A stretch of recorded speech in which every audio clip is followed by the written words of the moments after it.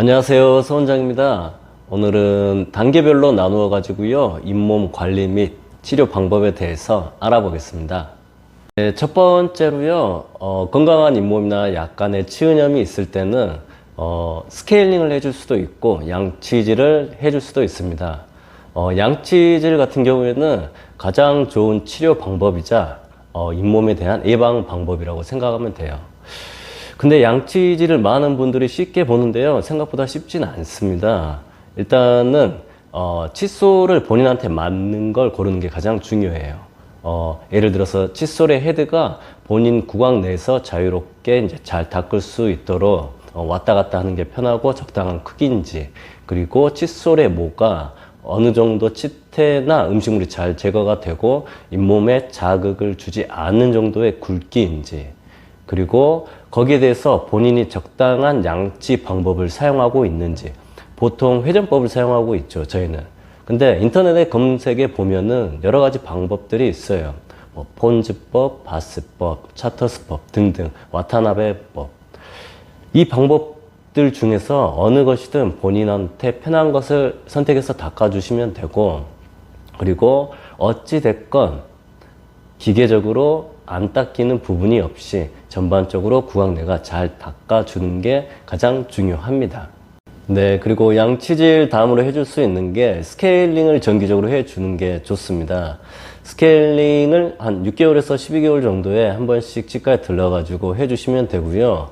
굳이 뭐 스케일링 할 필요가 없다면은 그때 가가지고 뭐 잇몸 상태가 어떤지 검진을 해보면은 본인이 양치질을 잘 하고 있구나, 구강내를 잘 관리하고 있구나, 이렇게 확인할 수도 있을 것 같아요.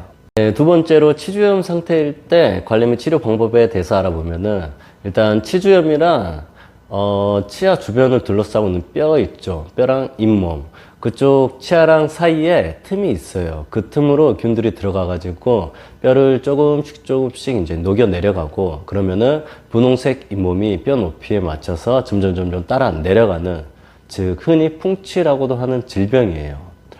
이 경우는 이제 많은 분들이 이제 30, 40대가 되면서 빠르면 20대부터도 이제 시작됩니다. 풍치를 겪고 있고, 그리고 흔히 이제 증상도 특별히 뭐 양치할 때 약간 피가 난다거나 그러다가 다시 안 나고, 그리고 잇몸이 좀 간질간질했다가 다시 괜찮아지고, 특별히 큰 불편이 없어서 계속 방치하게 되는 경우도 많아요. 그러면서 야금야금 뼈가 내려가게 되는 경우입니다. 하여튼 이럴 때 이제 치료는 어떻게 해야 되냐면은 스케일링이 일단은 선행되고요. 스케일링으로 치아 머리 부분을 깨끗하게 해주고, 이 경우는 이제 마취를 하고 흔히 잇몸 치료라고 합니다.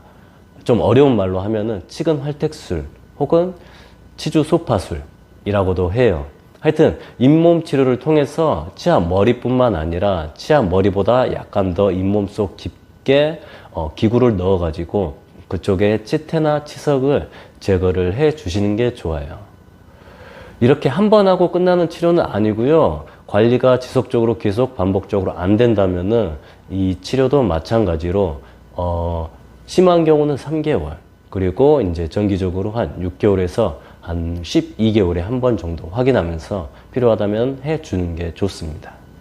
네, 세 번째 단계는 아주 심한 치주염 상태입니다.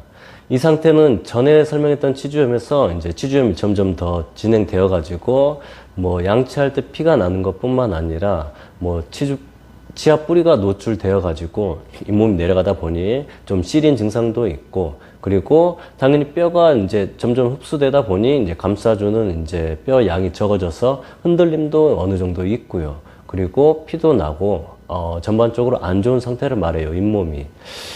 이 정도면은 거의 발치를 할 수도 있고요.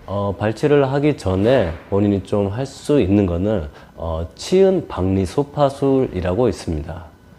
이게 이제 잇몸 치료랑 좀 다른 점은, 잇몸 치료 같은 경우는 잇몸 쪽에 마취를 하고 기구를 넣어서 이제 긁어내는 건데, 이렇게 동일하게 마취를 하고 긁어내는 건데, 이거는 잇몸, 분홍색 잇몸을 제껴가지고 직접 보면서 뿌리 쪽에 붙어 있는 치태, 치석을 제거를 해 주는 거를 말해요.